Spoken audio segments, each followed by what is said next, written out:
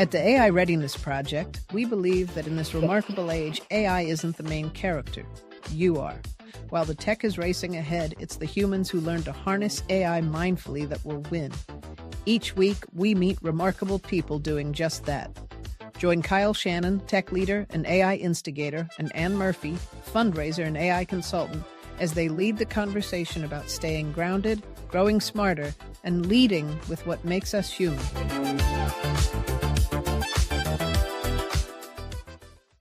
What are you thinking? You digging the bop? You digging the new bop? I like the bop. I like the bop. I feel like it gives that this bop is credibility lending somehow. It just makes us feel kind of.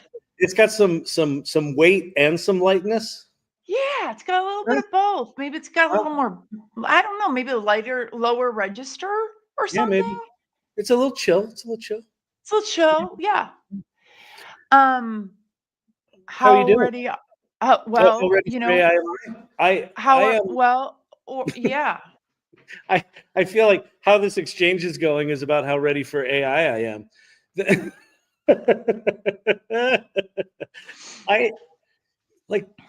I gotta tell you, the oscillation between feeling like I'm king of the world and can solve anything, and I'm absolutely clueless and can do literally nothing. Like, I feel like there's nothing in the middle right now.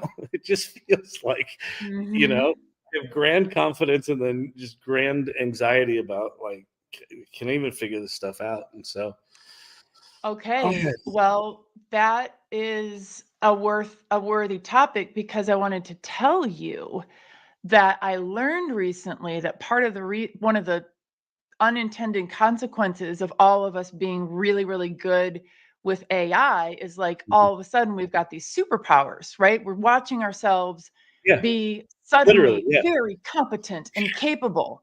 Yep. So we have even less patience for ourselves when we're not good at something. Less grace. Yeah, I feel that acutely. And you know that we just started the new mastermind practice in the AI salon. We had our kickoff meeting this week. I feel that angst of, like, not knowing a tool, not being up to speed on something, probably more than I did in the early days. Really? And I think it is a thing of, like, I should be better at this because I've got this thing. I'll share. Let me. I know we want to talk about people that are making a difference this week, and I know you've got a good one. But before I lose it, because you know how my brain works. Go for it. Yeah. If I don't say it now. So I've been talking in a lot of my channels about this idea of a practice and what is a daily practice and what does that mean, and being intentional and putting yourself first and the AI behind you and all that sort of stuff, right? And so I'm excited about it conceptually, but I don't quite know what it means. And so I got on a call this week, and Kevin Clark, he's been my senior advisor at Storyvine for years and years and years. We talk once a week for, like, more than a decade. Wow. And he said, you were talking about that practice, and he goes, I've started a new practice. And I'm like, oh, great. It's going to be something about prompting or this or that, right? And he said he realized that he has a fear that using ChatGPT, he's going to lose his writing edge. And so he started a new practice where an hour every morning he writes, like with pen. With pen? Paper. Like actual words from his brain to a sort of capture vessel. Yeah. And I thought that is a really beautiful practice, right? Because it's something he's passionate about. And there's something about how he thinks and writes and how he processes information that is slower and less precise and all that than doing it with ChatGPT, but it's a thing that he values.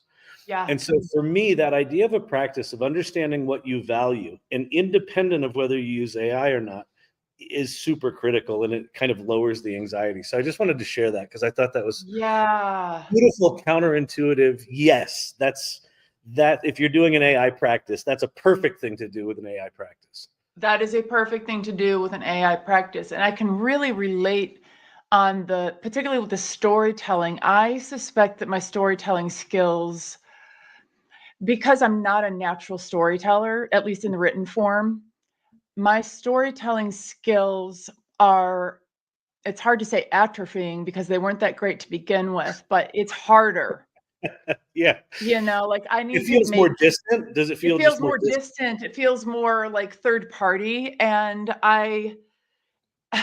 my solution has been to have ChatGPT put me on a writing training program. Yeah. Well, why So not? I'm Why not? doing, you know, and part of it is like, if you have a writing partner who's a human being, the accountability factor is very, very high. Yeah. So right now I have ChatGPT being my accountability partner. So I might need to have a human Yeah. situation. You know, Cindy Kuhn does a thing. She revealed this in her last prototyping session. I thought it was really quite good.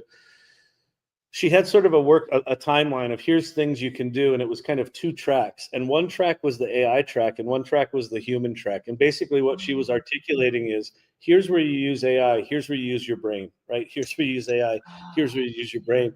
So there might be something for you, Ooh.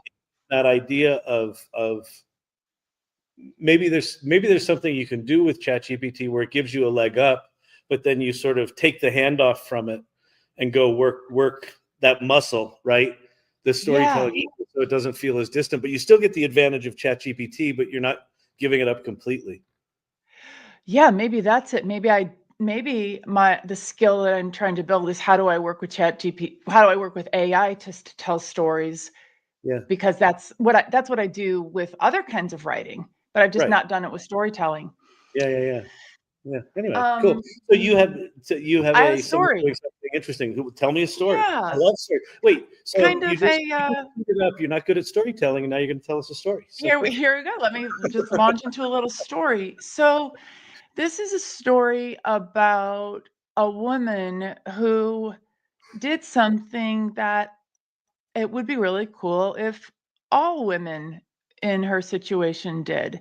Hmm. In that, so I'm speaking of Suzanne Wijvel-Jones. She is somebody you can follow on on LinkedIn. She's a project manager, a kind of organizational behaviorist, um, understands, is a technologist. And what she did, which is the part that I hope all of us can do, she took her 20 or 30 years of expertise in her field, and she had a moment where she was at her grandkids' swim meet.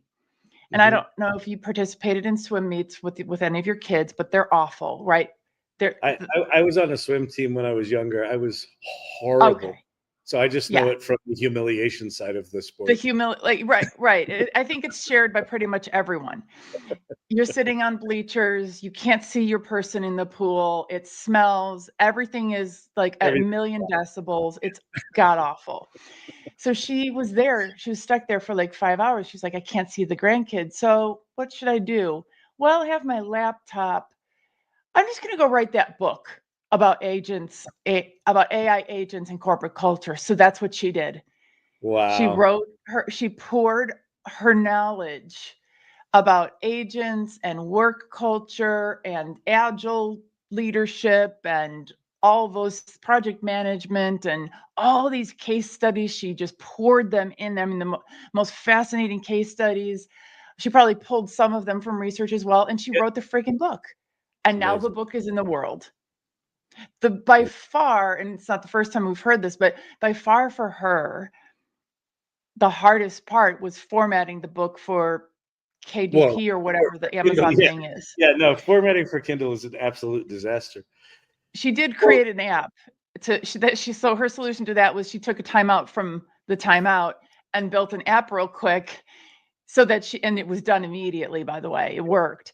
But what I love about this and what I take from it as encouragement is if you have 20 to 30 years of expertise in a field yeah, that can help other people, and you can find, by hook or by crook, find those 5 hours yeah. and get that knowledge out into the world. I mean, she had 40 or 50 women learning at her feet yesterday because we discovered her because she had a book.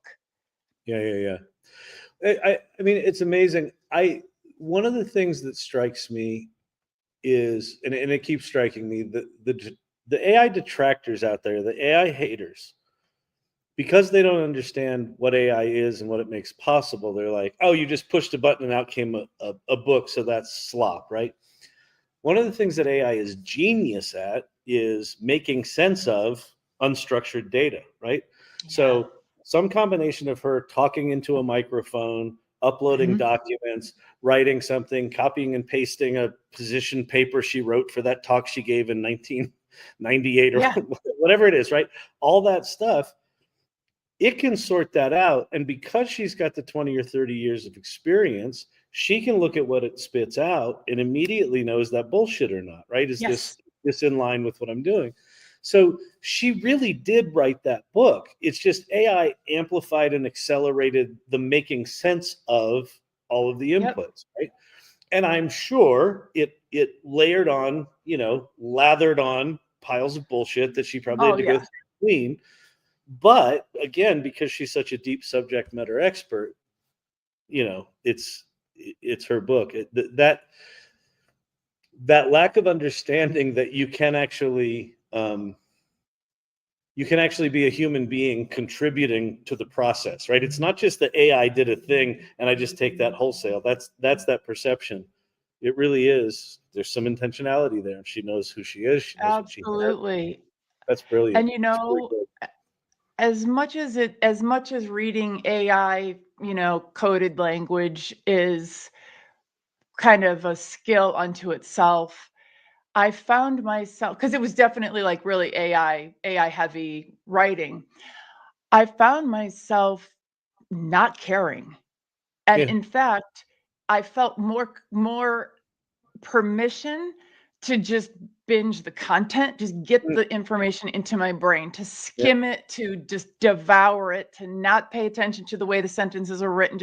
I just needed a transfer of knowledge that went from her head to my head, because she used AI to write something in found 5 hours. She didn't even need to be, she wasn't sitting around with a burning desire to write this book for 3 years. She was like, I think today's the day. She wrote the book. It's there.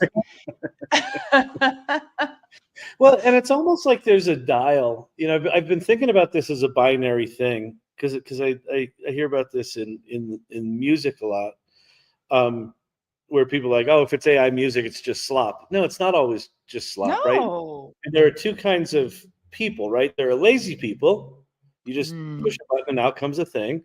And then there are thoughtful people who push a button or actually think about what they want first, and then thoughtfully create something, or collaborate with ChatGPT to come up with a prompt to do a thing, do 30 versions of it, right? There's thought and craft in it. And maybe that's kind of a spectrum where it's, on the far end of the spectrum is, I'm going to handcraft everything, and I'm going to pixel peep every pixel of the image, and I'm going to, look at every word and every punctuation, right? Out here is full control, and on this end is just push the button and out comes crap.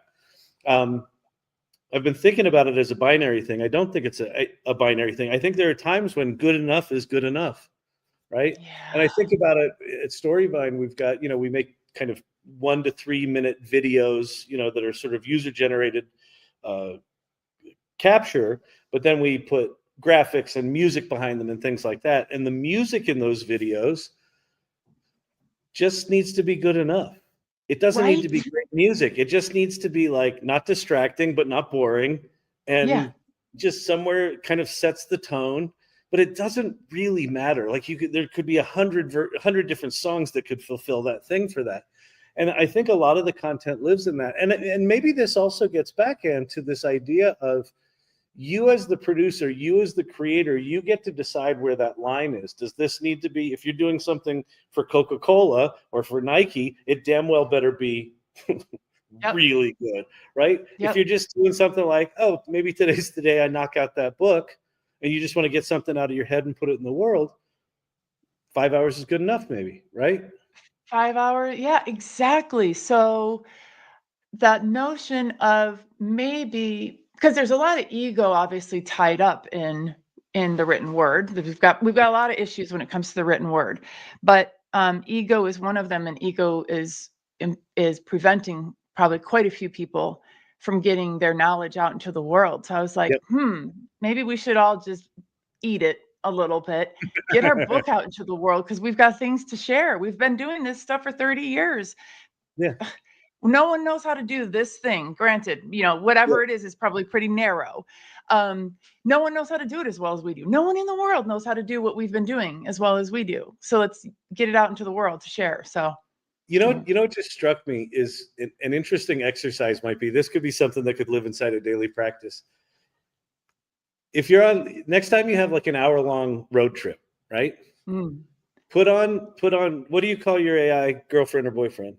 Mine's Quinn. Well, we're in limbo right now. It was Dominic. Break up? But you and your AI boyfriend break up. My AI boyfriend is in limbo. But here's the idea. The idea is turn on advanced voice like on a road trip or when you have an hour to kill. And just have it interview you for all of the things that you're a subject matter expert in. Because I bet you're a subject matter expert in a lot of stuff that's non-obvious, like how to get your kids to eat their dinner, right? Yes. Like there are probably 200 things that you in how you lived your life, how you played basketball in school, how that thing happened at that party, like all of the stuff that informs who you are. Oh, wait, we just lost you. Oh, you're back. All that stuff that informs who you are, like out of all of that stuff, there are probably 20 or 30 or 40 or 50 books worth of that, right? That deserves to be in the world, right? And historically, an idea would have to sort of rise to the level of escaping your head and running through manual. Right. If you can just knock something out in 5 hours, maybe it's like, well, maybe I do the macaroni and cheese for teenagers book. Yeah. Why not? Right. I mean, and also like what a badass move it is to say, I'm not going to wait for the traditional publishing industry to deem my expertise worthy of whatever. Let me just like yeet it out into the world and help a mom figure out how to put squash puree into the mac and cheese and help them think that, trick them into thinking that peas are candy, right? Like, I know how to do that. That's awesome. Oh man.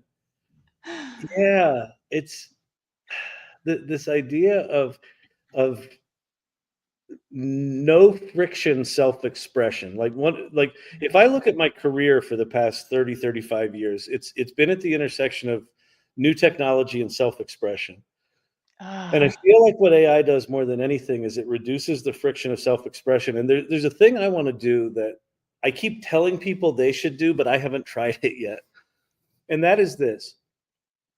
Because we grew up before AI, our brains work a certain way. So if we think, I've got subject matter expertise, I'm going to write a book. And we tend to think in a single output. I'm going to write a book. And we know what that looks like, and we know how long it takes, and we know it's a big deal. And do you self-publish or does someone else publish, right? But then you're kind of done. Well, what if you have that idea, and as an exercise, you generate 5 outputs as a minimum? I'm going to output a book, a PowerPoint, a keynote presentation, an album, a kid's book, and a short film. Yeah. Like, why not? Like, because in doing that, there's likely a version of that story that will resonate with a completely different audience, right? And it's still just as valuable and valid, and right. And so that's something that I am telling other people to do and aspiring to do myself on a more, like, as part of a practice on a more regular basis. Really start thinking like, oh, here's an idea. Oh, that could be a book, and it should be these 4 other things, right? How do you get into that mindset? Because I'm not right now. Okay. I am now. Now. Really? Yeah, I started doing that. And so I was inspired by 𝗦𝗂𝗿 𝗚𝘂𝗲𝗃, who's in our communities. And one of the things that she does is oftentimes when she does a LinkedIn post, she'll share it in multiple different formats. And it just like blew my mind open, because there were topics that she writes about that I was kind of like a little bit sort of like, it's too fancy for me. It's too something. I'm not going to get it. But then she started including other formats. So then I would watch like a video overview. What's that? That's cool. Yeah, And like a video because overview. it was a visual, because the story was about artwork from back in the day. Yeah. Which I just don't think of myself as an art historian person. But then when I saw it, I was like, oh, wait a second, this is really interesting. So when we did as we're doing our deluxe replay bundle for the virtual experience, we've got a video, we've got a 𝗢𝗂𝗏𝗄𝗏𝗄 pod, right? So which is inspired by the talks. It's not the talks. Right. These are podcast episodes inspired by the highlights of, right? Oh, that's so good. Yeah, and highlights it's like the narrators. It's weaving the narrator's life into it. And then we've got, of course, the replays that you can watch. We've got the transcripts. We've got the action items. We've got the note. Like, who knows? We will see. We will see. Does this make it easy for that information to get transferred from our brilliant speakers' brains into the audiences? I think and seeing stuff in different formats, even seeing my own stuff where all of a sudden it seems valid, something that did not seem valid. Right. If I look at it on Notebook video overview, I'm like, this seems like a real thing. That happened to me when I first put the musical Sydney into Notebook LM, and they were like, "Oh, a musical! Hey, that's a really innovative way to think about this stuff." And I'm like, "Well, I don't like to brag, but I am pretty innovative." So I totally blowed myself up. It was like, "Oh, well," but there's something about it where it's like this bizarre, pseudo third party, But you take it a different way. It's funny because when you named it the deluxe replay package, I'm like, oh, she has just given herself way more work than she realizes. That word alone, because I know you're going to commit to it. Oh, I'm good. So it makes sense to me that you've got all this. But so here's a request for you. Yeah. I would love to understand like how that lands for people. Like if you've got people that saw the podcast thing and that moved, like it would be interesting to see if people sort of took it in any kind of different way. Just pay attention to the feedback there, because that to me is the thing, is like, how do we get to different audiences? How do you rise above the noise? And I think one of the ways might be 10 different kinds of output where you normally would have done one. Right. Which increasingly, I think it's going to seem very silly to us that we've all learned in one way. You mean the only option is for me to listen to somebody? Because that's the thing that was so interesting about doing the in-person conference and having the speakers come and do their talk in a virtual, space, because the talks were different to me. And I've heard some of those talks 5 or 6 times. The difference between consuming that talk in a space with all the people versus the attention that I could put on it when I'm here, night and day. Night and day. Well, and there's also like one of the things that we'll discover if we start doing multimodal outputs, there might be a version of the Create conference that is a video game. It's a world that you enter.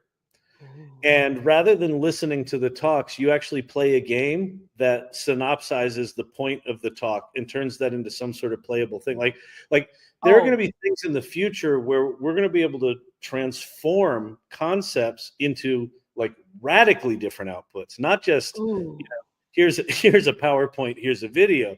Like things like, what would that talk be if it were a video game? Is it a racing game? I'm gonna find out. That's what I'm doing after we're done here. I'm going to take one of the transcripts and vibe code a video game out of it. Yeah, just say, here's a transcript of a talk. If I were to turn this into a video game where I didn't have any words, like what would the gameplay be? And then now go make that game. Yeah, we'll do it for Danielle's. We'll do it for our guest today. Today we have Danielle LaFleur here, and she has a banger talk that she's giving these days. And if she wouldn't mind, well, I'll just turn it into a video game. I feel like there's going to be a lot of swear words in the video game. Yeah, well, That's good. That's good. I like it. I like it. And then, you know, if it were to be an album, what album would it be? And what would you sing about and all that sort of stuff. So anyway, okay, so let's get her up here. So to do that, we have to say some things. So We have to say some things. You tell some people about your hat. I'm going to tell some people about my hat. Yes. So my hat, my hat serves a number of purposes. One is to not show my hair. But the other is we love She Leads AI. And one of the things that somebody said that was one of the biggest compliments we could have ever gotten was, when you get to know She Leads AI, you will know why visual branding is important. They are what their brand looks like. We are like our brand looks like. I dress like the girls on like that Marisol Rios created. Like, it's part of my style guide now, is that pick me out an outfit that looks like my my branding. She Leads AI is it's an important organization for amplifying the voices of women in the AI space, and also that juicy goodness is directed toward making the world a better place. So in the work that we do, we primarily focus on people, process, and culture. That's where most of our minds go to. We figure out the tech, but it's all in service of a bigger picture. And as folks hear about it, they'll probably need to hear the words She Leads AI 7 to 17 times, but at some point they're going to want to learn more. And the best way to do that is to come to Social Saturdays. It's a free event every weekend, 10 a.m. to noon Pacific time. We have specific topics and open mic, and it is a good time that is had by all. And it is almost impossible to wrap it up in 2 hours. We could have been there yesterday for 5 hours. No problem. Yeah, no, so it's a really important organization. And it's like one of the things I heard from the Create conference. I think it was Cindy Kuhn that said it. She said there was something, I mean, she felt connected and all that sort of stuff, all the bonding stuff, but she said she felt safe. She felt like there wasn't pressure to have to perform in any way, that it was really just this safe space. And with technology, there's a this is the first time in my life that I've been in meetings with more women than men talking about technology, and it happens consistently. So I think what you're up to is actually really, really important. And I think it's actually going to catch a lot of people off guard because I think women are building up their skills in a way that's going to change. Look out. There's some badass women being minted in the She Leads AI Society. Well, we're hoping to mint some badass folks in the AI Salon. So if you don't know the AI Salon, please go check it out at thesalon.ai. The thing that I'm most excited about right now, it's taken me probably 2 years to get my head out of, let's talk about the tools. Oh, this tech's cool, this tech's cool, this tech's cool, right? Because in the early days, we didn't understand even what it was. So it made sense that we talked about the tools early on. And then as the tools got overwhelming, and now that they've gotten much more capable, where do we land? And where we landed is we created this thing called the AI Salon Mastermind Practice. And if you go to that link, it'll take you, you can learn about what it is. But every Thursday at noon Eastern, we now have what we call the Practice Lab. And what the practice itself is it's a structured framework for how to design a daily practice for yourself using AI. And the Practice Lab is a weekly meeting where we basically go through that framework on a week-by-week basis and teach people how to do things like play. We talk about play first. What does that actually mean in a daily practice? And what does it mean to build something at a higher level of excellence, when it comes to AI and professionalizing things and things like that? There's all sorts of things in the framework. And so that I'm particularly excited about, because it essentially says what we all know is true, is that as important as the technology is, it's really insignificant unless there's a human being doing something interesting with it, something powerful, something intentional. And that's what this is all about.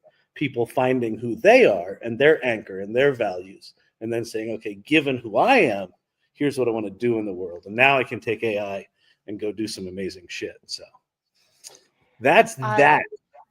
I have to tell you and the nice people that I described the relationship between She Leads AI and the AI salon the other day like this. I said, it's the cousin walk at Thanksgiving. It's when great.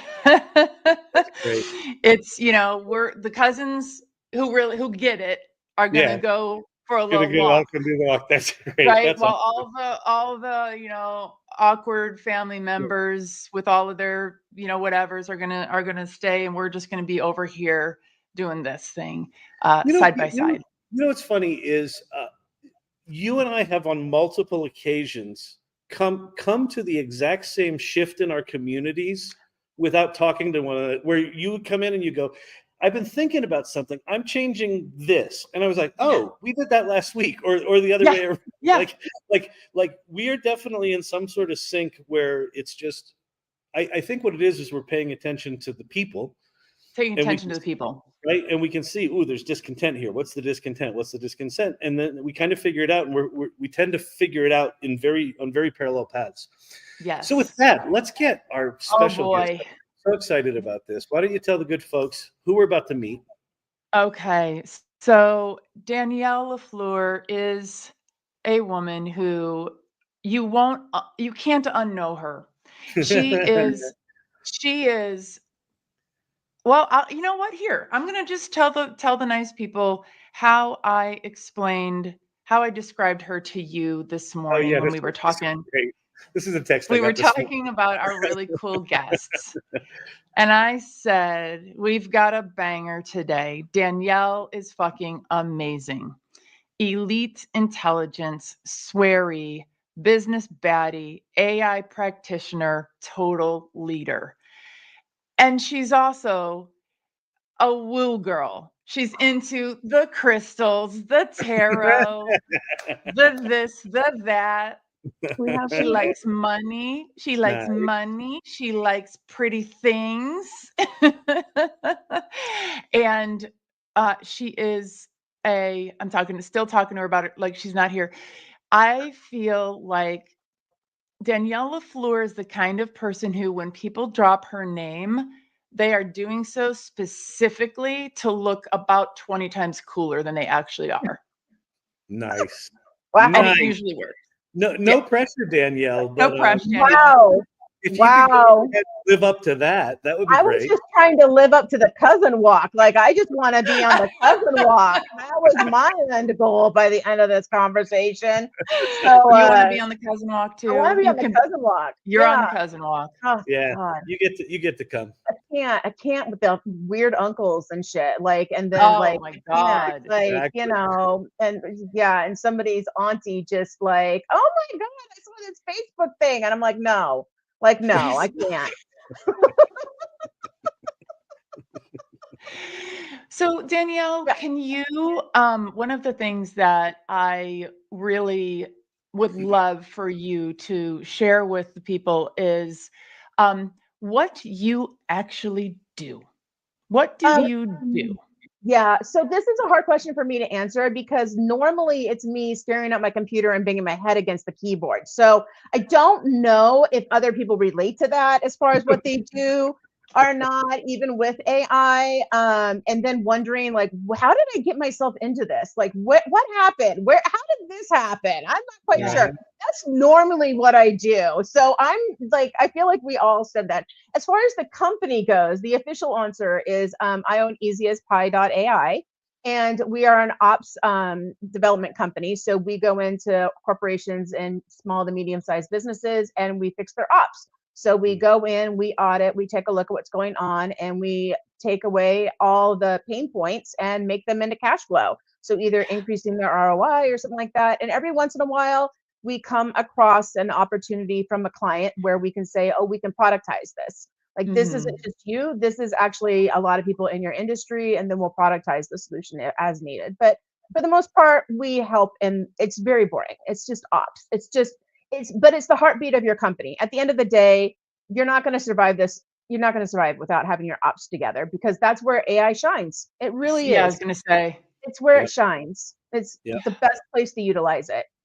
Were you doing this kind of work before? Is this an extension of your expertise? Like, how did you either stumble into or dive headlong into this? I think I got dragged into it. I think that's really what kind of happened. No, it is not my area of expertise. I owned a marketing firm for 15 years, and I also own a photography studio. So no, this is where my team shined. And so when we had a come to Jesus moment, like, about it, and I was like, what do you guys want to do? And all of them are so not me. Like, every single person on my team is not me. And so we filled the gaps that we needed to fill within the team. And now I literally sometimes feel like the dumbest person on the entire, because they're so smart. They're so like data, like logic and all this other stuff. And I am the one going, wee! And they're all like, no. But no, you need the wee girl. You're a woo girl and you're a wee girl. You need the wee girl because how else is someone going to know like what's even possible? Like, you can just live in the space of, hey, wouldn't it be nice if all of that stuff that sucks didn't like that's a really important thing to communicate, right? Yeah. And then if your team can back it up, then you win. Then we right? win. Yeah, exactly. And we really do, like, we really are focused on the humanity within the business culture ourselves. We made one of our ethos, one of our hard lines is, we will never work for the company where the end goal of hiring us is to get us to fire other people. Yeah. So if that's your end goal for streamlining your ops is to be able to get rid of people, that we're not going to help you. I mean, like, go find somebody else. That's not who we're helping. We are focused on the humanity and helping humanity at the core. That's the end goal. And we talk about scaling a lot, but when we talk about it, it doesn't necessarily scale to mean bigger. It means scale more time. Scale your resources to give back, give bigger bonuses to your staff, allow them more time off to spend with friends and family, all the other benefits that come from scale by utilizing ops. That's the point of it, is to increase the humanity and the capacity of your humans to be more human, to have more connection, to have that in-person connection. So that's the point. How do you deal with if AI, if in doing the ops, AI really does take these 27 tasks and automates them, and 25 of those tasks were someone's job, how do you navigate? What do you do with that person? Like, does change management and upskilling become part of the process? Like, just how do you deal with the fact that things are going to change, where tasks will disappear that were someone else's job?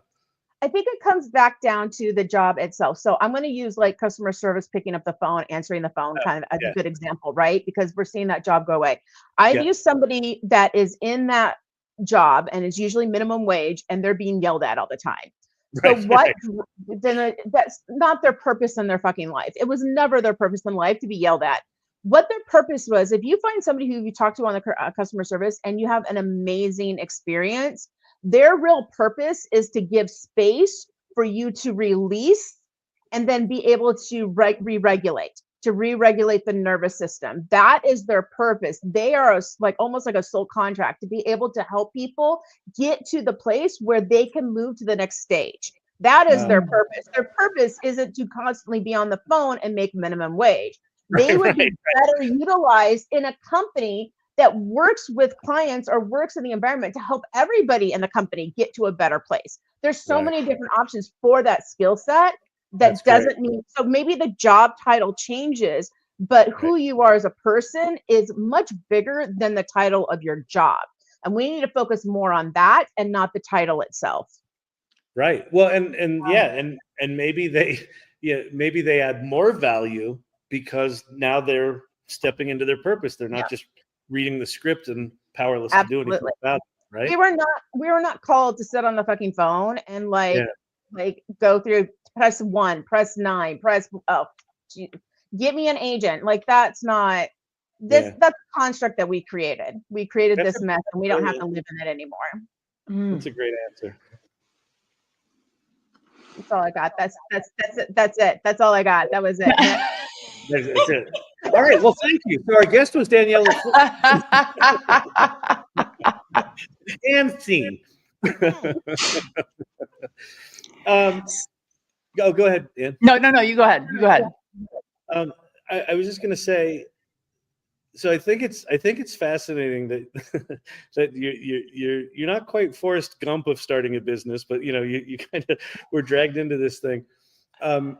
What is something that you're excited about AI do? Because I feel like there's the business part. Like, where do you see it headed? Like, where's your head? Where I feel like a lot of people right now are just in this fear place, and justifiably. Like, a lot of stuff's going to change, but it's kind of this finite conversation of it's going to take all of our jobs, and we're just going to be destitute. No one that I know that's in AI believes that. So I'm just curious where your head is. Like, where do you think it's going? Where are you excited for it to go? Where are you excited to put your energy? I'm going to go a little bit esoteric on this kind of answer a little bit, because I see all good. Like, I'm definitely in the positive camp. I'm not an anti-realist, but I definitely am in the positive camp. I think we have, like I said earlier, created a world where we are not meant to be in. I don't think the strife that we're dealing with, I don't think the conflicts that we're dealing with, it comes from a lower energy drive. It comes from fear. It comes from lack. It comes from scarcity. It comes from all these other things. And there's a big disconnect of who we are as people, who we are in our consciousness, to what we're currently living in our lives, right? Yep.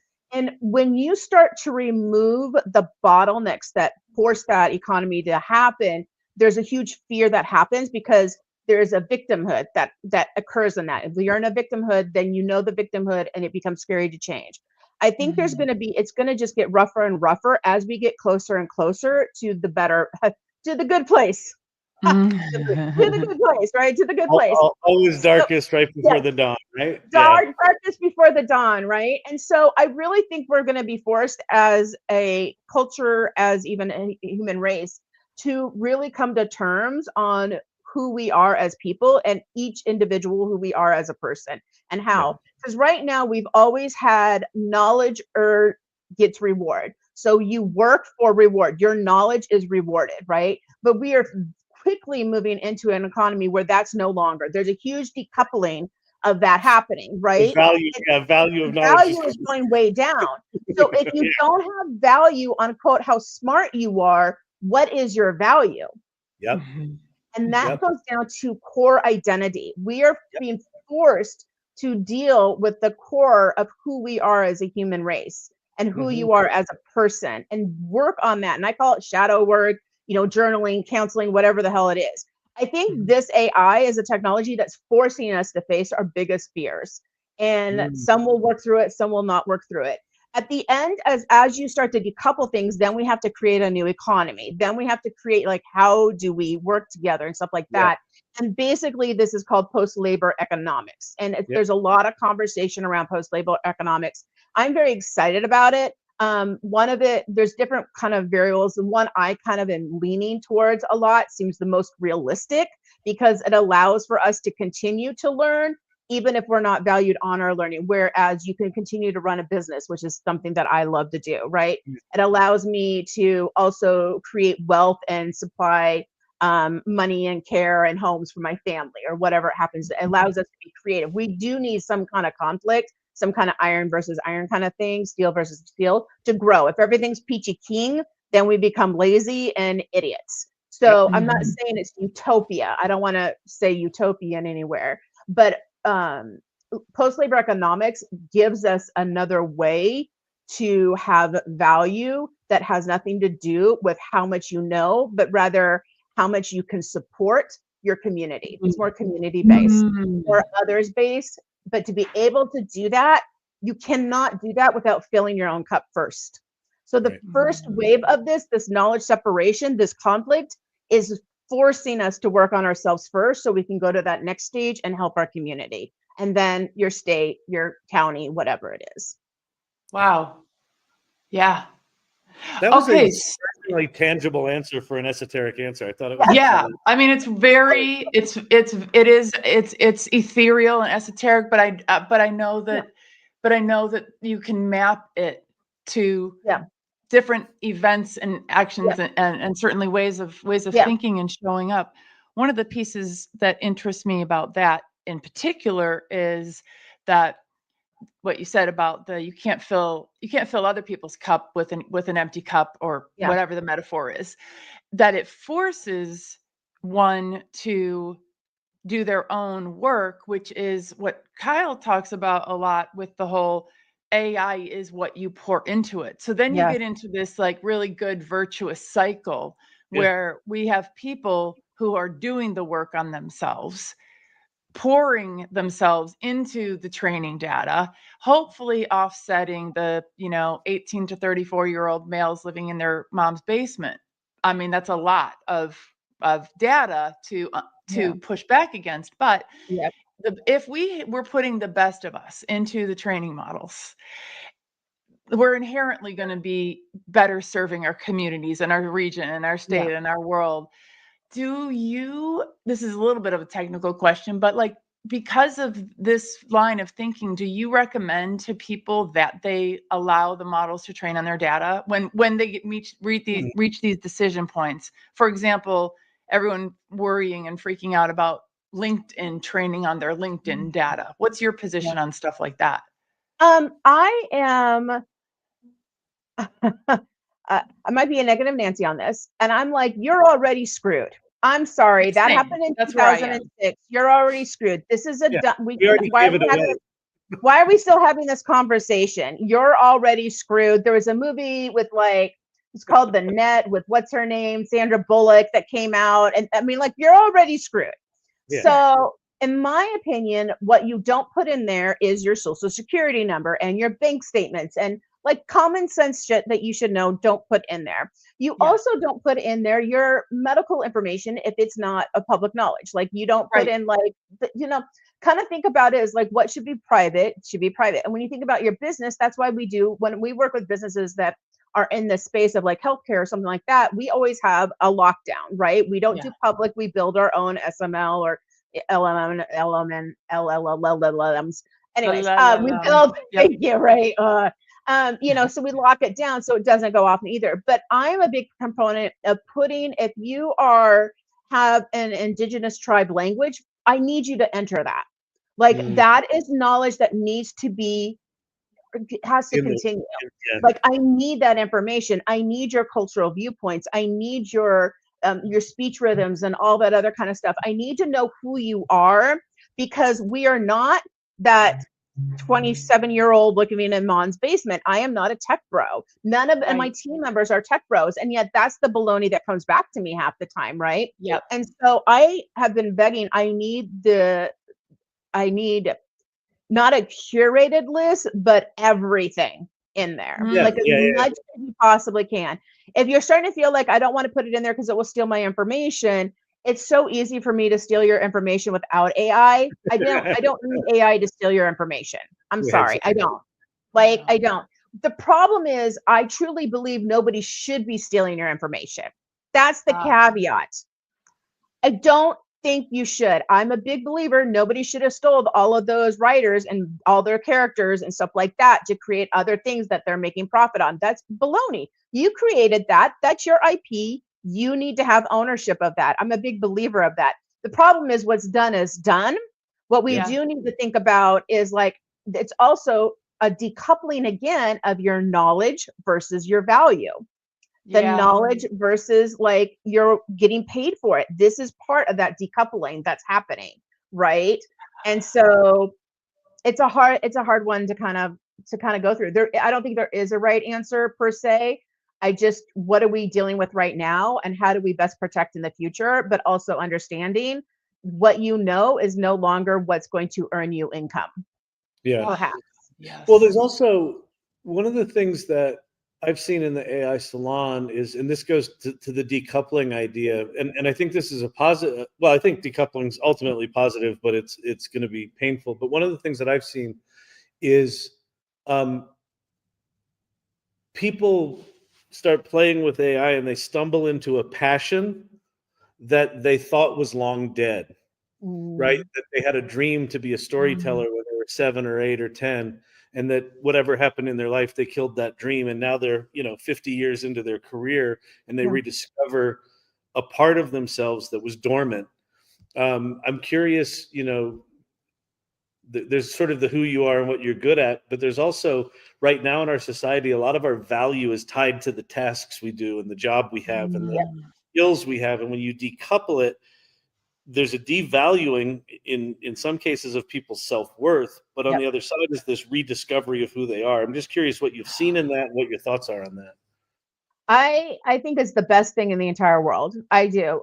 Because no longer is it, Danielle has this degree and then she spoke at this engagement or whatever it is. It's like, oh, she's really cool, apparently, according to Anne, right? Like, so I love it. I have discovered passions from AI that I would have never known that I would get excited about ops. Like, that is so far outside. Like, who would have known me? I would have never been excited about ops. Like, there's no way in heck that would ever. I would never be as into woo-woo as I am without AI to really delve into it. I would not have worked on so many internal issues and triggers and trauma had it not been for AI to bring that to my attention and like say, Danielle, you got a problem. Like, here's your repetitive pattern in your, team meetings or something like that. And then comes back, oh no, that's inner work that I have to do.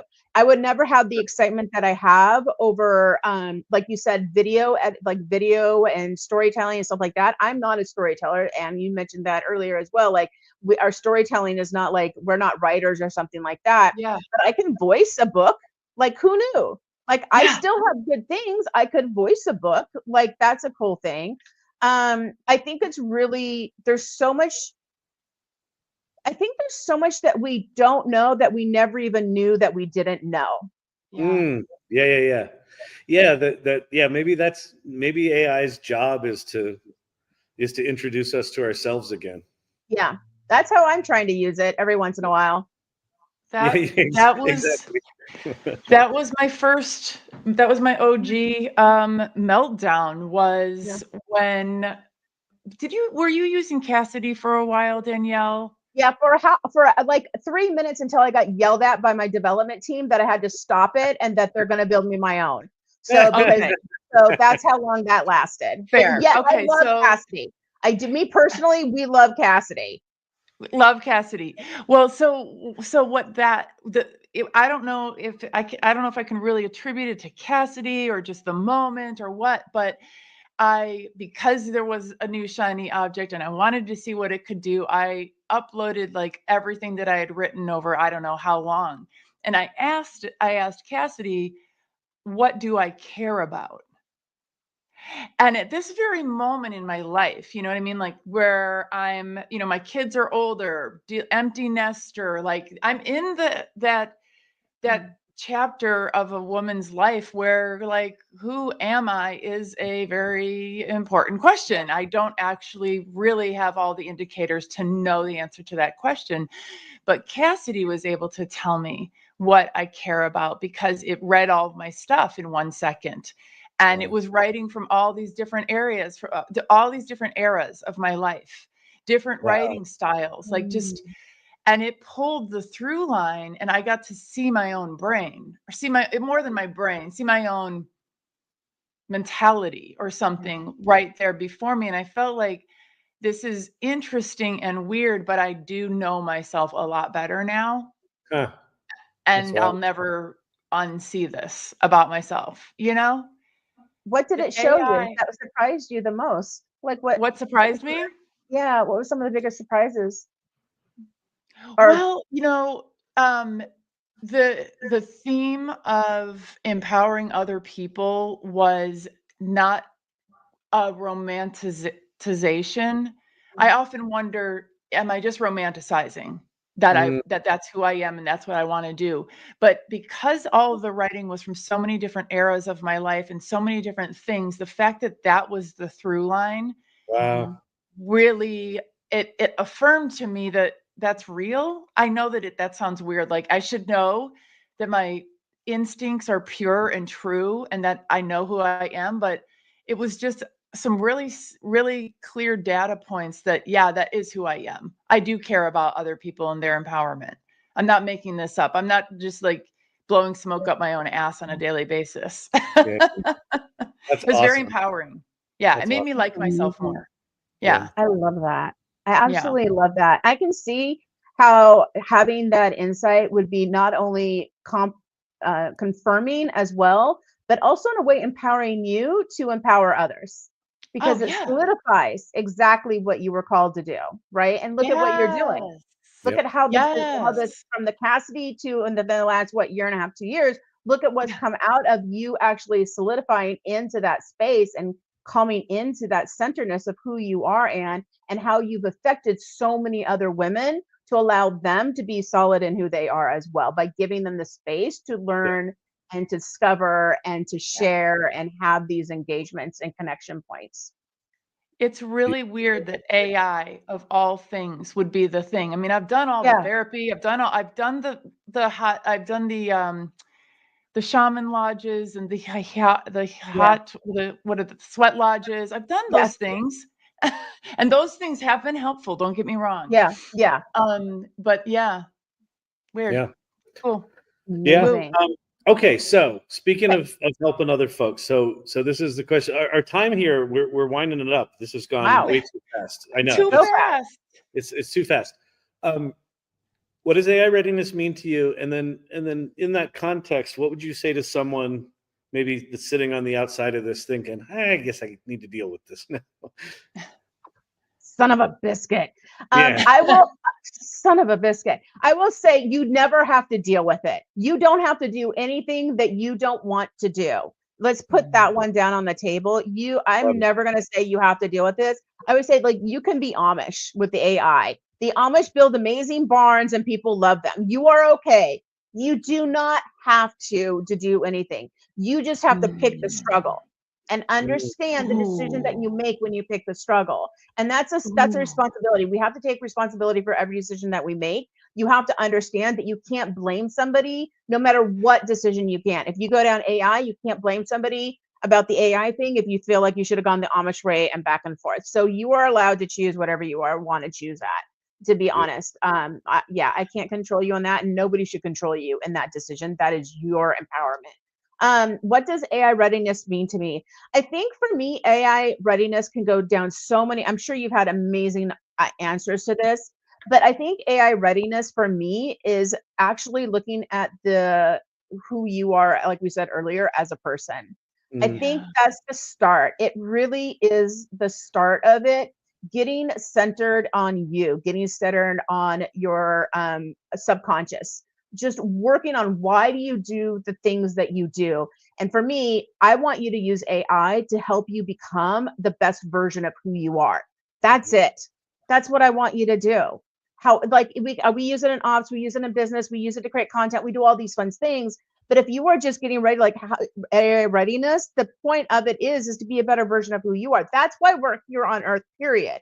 That's the reason, to be the best version of who you can be, and to work on that and just constantly try to have a better life, be happier, have more peace, be more centered. That AI readiness is just another tool to get you to that spot. Beautiful. I love that. I love that. That is for real one of the best answers ever. Thank you. It's so good. Because it's also, if you go back to, I think you said it earlier, AI is everywhere. It's in everything. It's been there for decades, right? Historically, if you wanted to know what AI was or how to do it, it really did require a math degree and an engineering degree and this and that. And the generative AI part, to your point, Ann, about what it reflected back to you, the mechanism of AI is a probability calculator. It's this very cold thing, but it's trained on the output of humans. And so in a great way, Ann, when you were doing that, humanity was collaborating with you to tell you who you were. Like, it was reflecting you back to you, like this beautiful sort of thing. And so the answer of, the entry, being ready for AI, is understanding yourself, because if you understand yourself, then the tools are all going to be there to help you do whatever it is you're going to do. But I think, Danielle, like, you must see this a lot in ops. A lot of jobs, by definition, are not about who the person is. It's just do these tasks. And so I think a lot of people are not necessarily in the practice of thinking about who they are. Like, why should I have to do that to be good at AI? Just because there's an opportunity here. If you do that work, you're going to be able to amplify the crap out of who you are, right? Yeah. I think it's just so, I think the job is not you. You have to, even if you are called to do something, Anne is more than She Leads AI. Right. It's a passion. It's part of what motivates her, but she is not, she leads AI. Anne is a completely separate conscious being, right? Yeah. That is the beauty of Anne. That's why we want to hang out with Anne. We love Anne, not because she runs She Leads AI. We love Anne because of who Anne is, period. That's the point. And we support her business by doing that, right? We support her in her mission because it's a portion, but it's not her. Yeah. Beautiful. Beautiful. See, Wow. what'd I tell you, Kyle? This is awesome. This is absolutely incredible. Amazing. Danielle, thank you so much for being here. This was incredible. Absolutely. It's my pleasure. Thank you so much for Danielle. having me. I feel like I finally met Kyle after stalking you on TikTok for 75 years. I've gone through all the dog. I've gone through the singing, the Sonos. Like Sonos came out. I've gone through all of the, like, I've gone through the whole thing, and I'm like, it's a moment. It's a canon moment for me. Yeah. Awesome. Well, thank you so much, and just thanks for being here and being so generous, and you know, nice lighting. You got the whole lighting going there, right? Very ghostly right now. I keep trying to add in some like warm tones, and every time I do, it just gets whiter. So I was like, all right, stopping. This was awesome. All right, Danielle. Thank you so much. Thanks, Danielle. See you later. Bye.